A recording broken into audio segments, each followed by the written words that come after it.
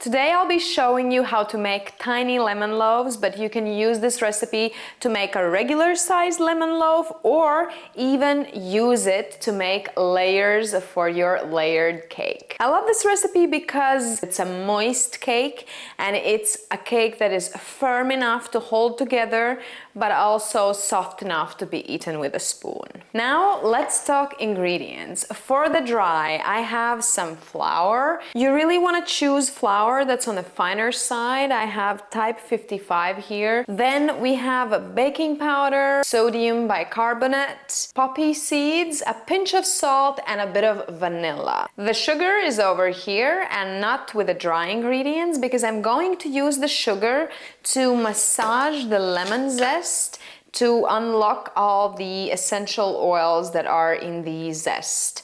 Then for the wet ingredients, we have three things. We have soy milk that we're going to curdle using some of the lemon juice from the lemons that we're going to zest. Then we have neutral oil and aquafaba. And I also have some powdered sugar here that I'm going to mix with lemon juice to create a nice glaze to top our cakes. We have one more ingredient that I haven't mentioned yet, and that's xanthan gum. It comes from plants, it's a stabilizer and a thickener. Now, you don't have to use it if you have a good hand mixer, and you can whip your aquafaba into nice foam. I'm working with a hand whisk here, and I really like using a tiny touch of xanthan gum to stabilize my chickpea foam.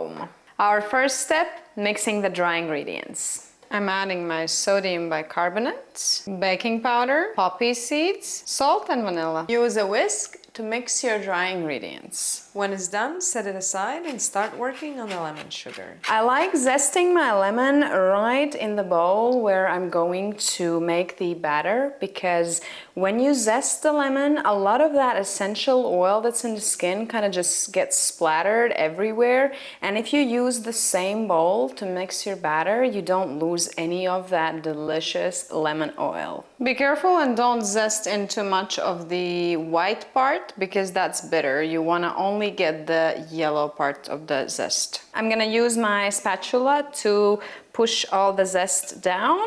Now add sugar to your lemon zest. Massage the sugar with your lemon zest to really activate all the aromas and flavors in the zest. We have to do a couple more things before we can start mixing the dry and the wet together.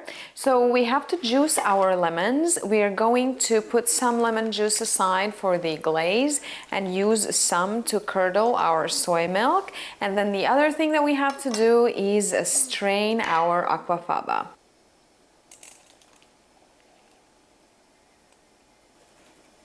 So now I have my dry mixture, the curdled soy milk, oil, and aquafaba here, as well as there is the lemon zest with sugar and xanthan. So everything is ready. Now that the oven is on, the first thing that we're going to mix together is the sugar lemon mixture with our aquafaba. It's time to add our xanthan gum. It's better to add less, don't add too much, because it is a powerful thickener and it can really congeal your dough and make the cake dense. So be careful, don't overdo it.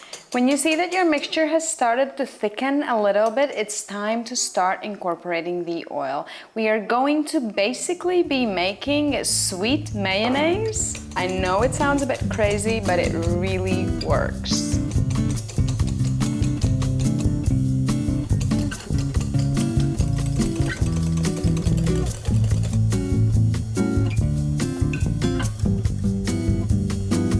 So what you want to do now is alternate between the dry and the milk.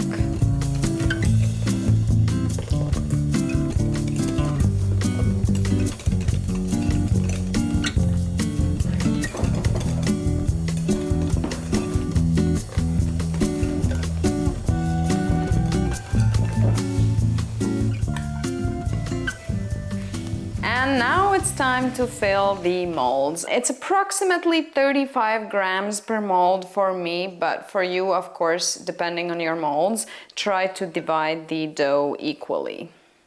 Don't overfill the molds because otherwise your cakes will just spill out, and you kind of want it 3/4 full or maybe 2/3 full.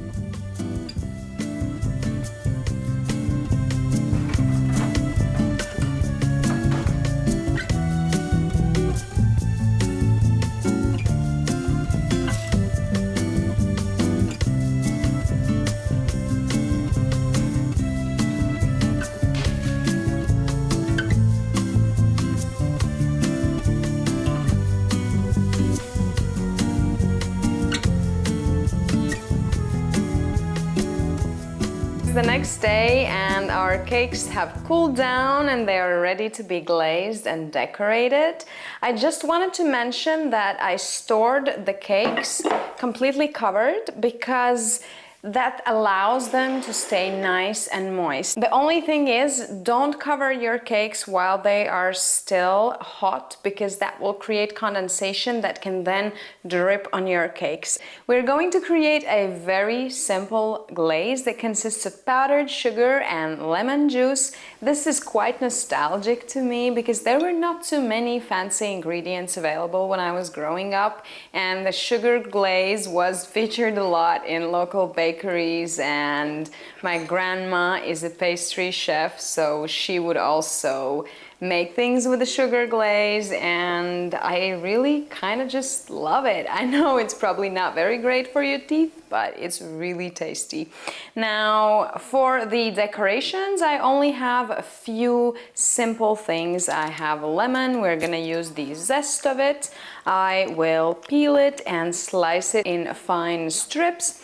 And then I also found a pomegranate laying around at home and thought we could use this to decorate our cakes, as well as I have a bit of poppy seeds here to maybe sprinkle some on top.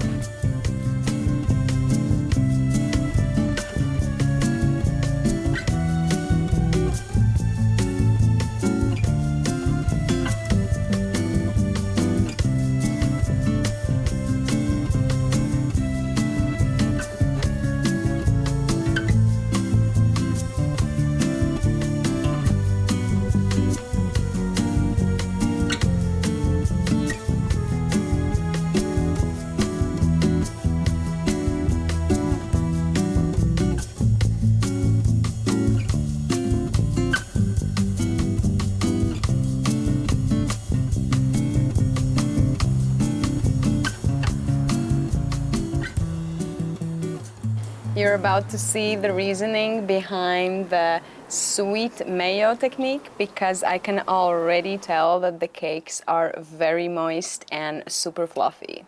Now let's see how they look on the inside. Yeah, they are super soft. That's so nice. Yeah. I think these tiny lemon loaves are the perfect treat to bring to parties and family gatherings because they are very easy to share, they look cute, and they are delicious. I really hope you try this recipe. Let me know if you do, and see you in the next one.